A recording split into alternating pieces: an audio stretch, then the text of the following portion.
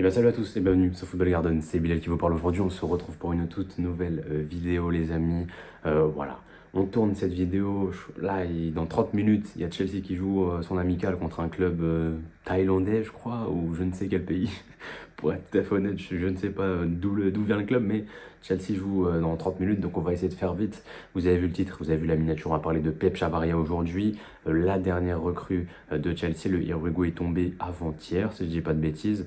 À l'heure où je tourne, on est dimanche, je crois que c'était vendredi matin ou vendredi soir que le deal a été annoncé comme étant bouclé. Donc on devrait avoir l'annonce début de semaine prochaine, je pense. Et on a du coup un joueur qui arrive pour 19 millions d'euros plus 2 ou 3 millions bonus. Donc c'est un deal qui est relativement peu cher et ça c'est un très gros point positif. Dans un mercato beaucoup articulé autour des prix des joueurs qui étaient quand même très élevés en dehors du Welbeck Henderson, bon je les compte pas spécialement mais c'est vrai que voilà, beaucoup d'argent dépensé pour Rodgers, beaucoup d'argent dépensé pour Lacroix, Palestra aussi beaucoup d'argent et là ça fait plaisir, un petit deal tranquillement sur un joueur qui honnêtement peut surprendre beaucoup de monde et pour 20 millions d'euros, même si le mec n'est pas très bon, bah tu l'as acheté que 20 millions. En PL, 20 millions d'euros, c'est rien du tout. Voilà, qu'on soit clair. Le mec est nul, tu le revends même limite 20 millions d'euros à quelqu'un d'autre et tu fais pas de bénéfice, tu fais pas de perte et on n'en parle plus, tu vois. On est sur un joueur qui, pour moi, va progresser à Chelsea un tout petit peu parce que bon, il est plus petit, jeune que ça. Mais à côté de ça, on est sur un joueur qui, pour moi, va apporter tout de suite à l'effectif de Chelsea.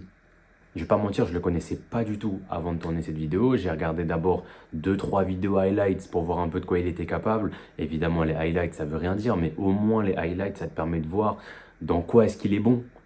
Voilà, on montre rarement des mauvais highlights d'un joueur, à part si tu fais des comps exprès de fail, mais ça permet de voir les highlights, tous les moments où il a été bon et les mouvements qui ont été bons dans ce qu'il a fait, etc. Et c'est intéressant aussi à regarder, même s'il ne faut pas se faire son avis uniquement sur des highlights, mais les highlights te permettent de voir sur des joueurs que tu ne connais pas, de quoi ils sont capables quand ils sont dans un bon jour. Et ça, c'est une très très bonne... et ça, c'est très très positif pour du coup le club parce qu'on est sur un joueur qui pour moi va apporter et avec ce que j'ai vu au niveau des compiles et ce que j'ai vu au niveau un peu de la data, etc., ça peut être un joueur intéressant. Du coup, Pep Chavaria, il a 28 ans, il arrive en provenance du Rayo Vallecano, donc il a joué en Liga, il a fait 2 saisons complètes en Liga si je ne m'abuse et il a fait une autre saison où il était mi-remplaçant, mi-titulaire, il a beaucoup moins joué. Cette saison, la saison qui vient de se terminer du coup maintenant, il s'est un peu illustré notamment en Conference League parce que le Rayo Vallecano est allé jusqu'en finale du tournoi où ils avaient perdu contre qui déjà? Contre Crystal Palace? Non, c'est pas Crystal... Si, c'est Crystal Palace. Ouais, ils ont perdu contre Crystal Palace en Conference League, en finale. Et ils ont notamment sorti Strasbourg en demi, malheureusement pour Bluco. Ouais, ils avaient fait un super match aller et au match retour, ils avaient très bien défendu et ils avaient marqué un but. Je crois qu'ils avaient gagné 1-0 aller, 1-0 retour. Et voilà. Donc, Pep Chavaria était titulaire dans tous ces matchs-là et il a joué quasiment toutes les minutes avec du coup le Rayo Vallecano. Bon, je peux pas aller sur Transfermarkt parce que le site est down depuis 3 jours, mais voilà, on a quand même quelques informations qui peuvent être intéressantes sur le joueur. On va commencer avec cette image qui nous vient tout droit de SoScout. Voilà, c'est un site que j'ai trouvé où j'ai essayé de regarder un peu les informations qu'il y avait dedans. Bon, il n'y avait pas grand chose de très très intéressant, mais on a quand même, on a quand même vu et on voit du coup à droite, enfin à gauche c'est sa photo, vous avez compris, mais à droite, on a du coup ses performances sur toute la saison dernière, avec du coup notamment les en rouge et blanc, enfin les petits traits rouges, c'est simplement le average, donc c'est le joueur moyen de la ligue à sa position, donc c'est un latéral gauche moyen de Liga, et en bleu c'est lui. Donc voilà, on voit qu'il est quand même au-dessus de la moyenne, que ce soit en défense, en passe, en créativité. On est sur trois choses qui pour moi ils sont ultra importantes pour pouvoir jouer à Chelsea. La défense forcément parce que voilà, on a besoin de joueurs qui savent défendre, surtout que quand de l'autre côté tu auras potentiellement un Palestra qui lui est très nul défensivement, avoir un mec qui sait défendre de l'autre côté, c'est très bien. Et tu peux faire beaucoup de systèmes avec Chavaria et Palestra notamment. Tu peux mettre Chavaria potentiellement plus dans une défense à 3, même si on va le voir, il est aussi bon dans le jeu avec ballon, mais tu pourrais limite le mettre dans une défense à 3 sans ballon, en espèce de 3-2-5, où tu mets Palestra très haut, et de l'autre côté, tu mets du coup Chavaria dans la défense à 3. Voilà, ça peut être une possibilité. Tu peux aussi faire un système de piston où avec ballon c'est un 3-5-2, enfin peu importe la compo, on s'en fout, mais avec une base à 3 et sans ballon, Palestra ne descend pas en défense et tu aurais un central qui décalerait à droite à la place de Palestra et tu aurais Chavaria qui descend latéral gauche et ça te referait une défense à 4 et tu aurais un Palestra qui aurait moins d'efforts défensifs à fournir, donc ça pourrait être aussi intéressant. Mais voilà, c'est des systèmes qui peuvent être très bien et qui sont très bien parce que Chavaria est un joueur qui sait défendre, un joueur qui sait quand tacler, etc.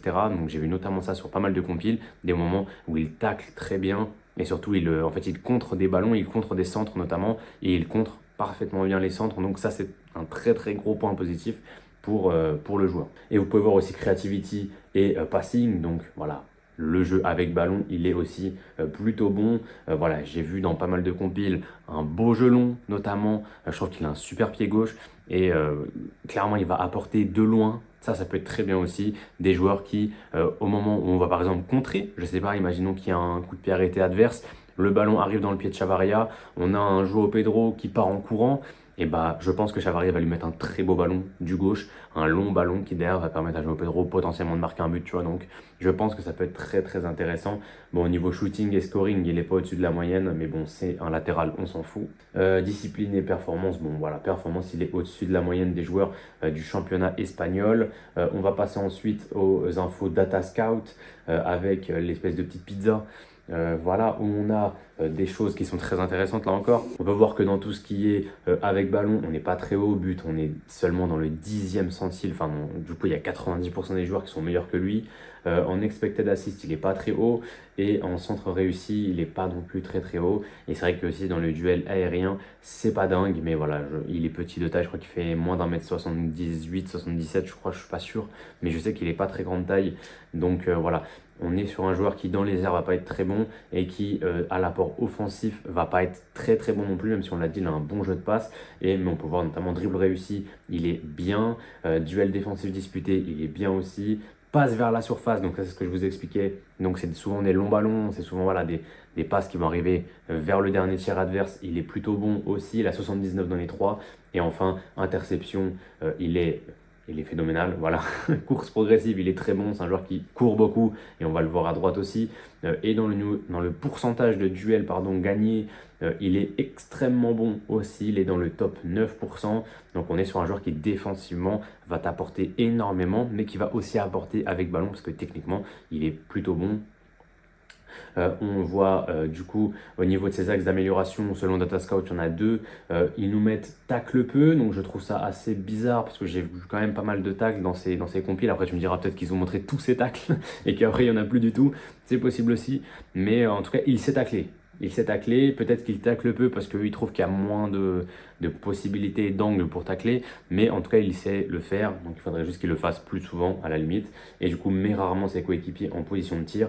Bon après ça s'explique aussi par le fait qu'il est de derrière et excentré, donc forcément il va donner moins de ballons qui vont mener directement à un tir. Souvent ça passe, ça va être l'après-passe vers la passe D. Voilà, vous voyez ce que je veux dire. Donc voilà, et au niveau de ses points forts, ils en ont noté 10.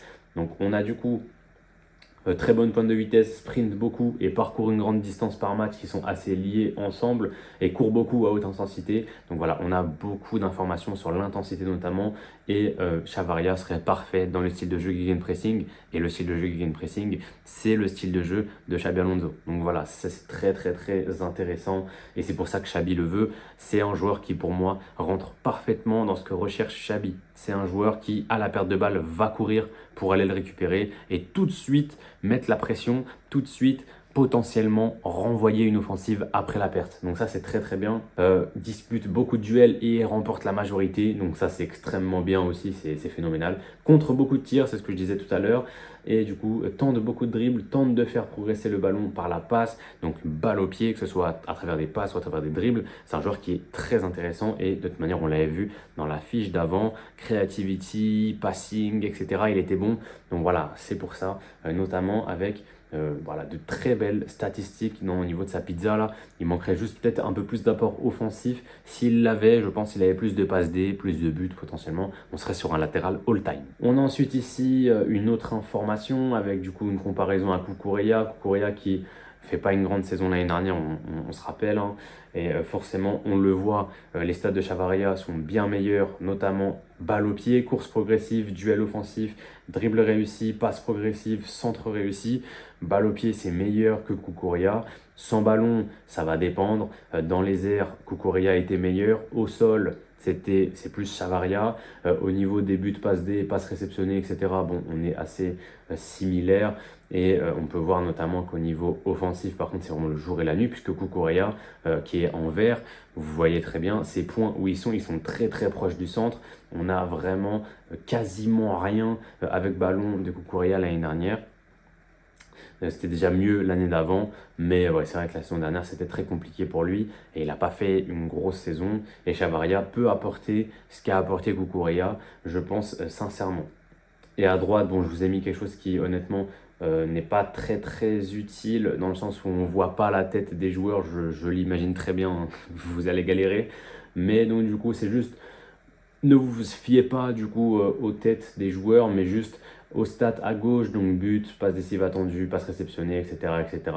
Et du coup, voir son placement dans le championnat. On peut voir notamment que dans le duel défensif gagné en pourcentage, il est très bien, étant donné qu'il est tout à droite. On a aussi en interception qui est plutôt bien, il est au-dessus de la moyenne. Duel défensif disputé, il est pas mal aussi. Course progressive, il est bien également aussi. Mais on peut voir par exemple qu'en but et passe décisive, bah, il est tout à gauche. C'est quasiment le pire de son championnat. Donc on n'est pas sur un joueur qui va t'apporter statistiquement.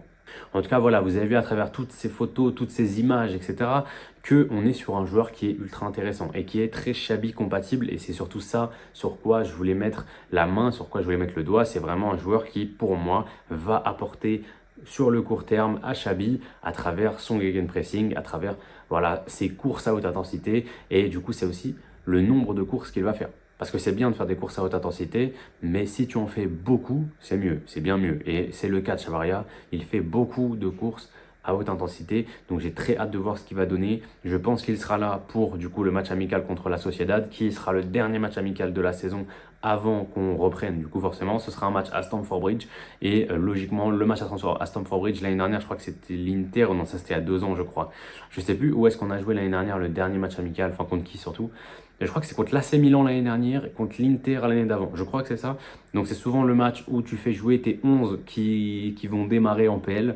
Et je pense que du coup, Pep Chavarria sera là pour ce match-là, sera même titulaire, je pense, contre la Sociedad. On va voir. Mais en tout cas, voilà, moi je vous laisse là-dessus, les amis. Le match commence dans 10 minutes. Donc voilà, je vais regarder le match amical pendant que je monte cette vidéo. Et normalement, vous l'aurez en fin de journée. On se retrouve quand? C'est ça la vraie question.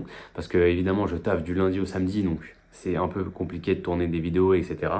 On va essayer de faire du mieux qu'on peut, les amis. Et au pire des cas, on se revoit dimanche prochain parce que on parlera forcément du match contre la Sociedad qui, je crois, est un jeudi. Je vais aller regarder ça tout de suite. Je vous laisse avec moi pendant que je regarde. Voilà, comme ça, vous pouvez m'observer en même temps, ça fait plaisir. Tac, tac, tac. Il y a un City Atlético en ce moment, d'accord, ok, pourquoi pas. C'est samedi prochain. Bah ok, bah c'est magnifique. Du coup, si je peux le faire samedi, on le fera samedi. Même si je taffe à ce moment-là, je vais essayer de me remater ça. En tout cas, les amis, on se retrouve très bientôt. C'était Bilal de Football Garden. Portez-vous bien et la paix sur vous.